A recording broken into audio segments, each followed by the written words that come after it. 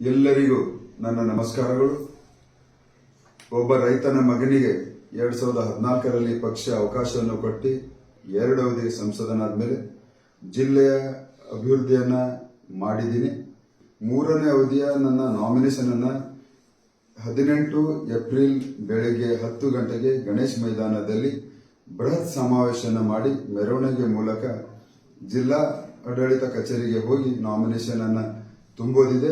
ದಯಮಾಡಿ ತಾವು ಆ ಒಂದು ಕಾರ್ಯಕ್ರಮದ ಯಶಸ್ವಿಗೆ ಸ್ವತಃ ಸಾಕ್ಷಿಯಾಗಬೇಕು.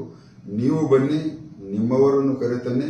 ದೇಶ ಕಟ್ಟಡದಲ್ಲಿ ನಾವು ನೀವು ಎಲ್ಲರೂ ಕೈ ಜೋಡಿಸೋಣ ಅನ್ನುವಂಥದ್ದನ್ನ ಹೇಳಿ ಮತ್ತೊಮ್ಮೆ ನಿಮಗೆ ಆ ಒಂದು ನಾಮಿನೇಷನ್ ಕಾರ್ಯಕ್ರಮಕ್ಕೆ ಬರಬೇಕೆಂದು ಕಳಕಳಿ ವಿನಂತಿಯನ್ನ ಮಾಡ್ಕೊಳ್ತೀನಿ.